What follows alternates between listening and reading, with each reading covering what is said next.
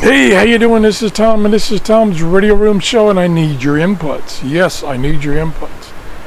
I really don't know much about Longwave reception, and I ran across these on Amazon, these mini whip active antenna assemblies.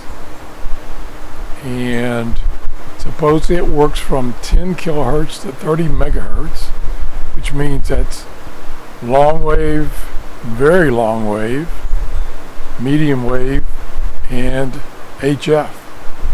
So I'm wondering if this will improve my chances of receiving a long wave station, or is it just a gimmick?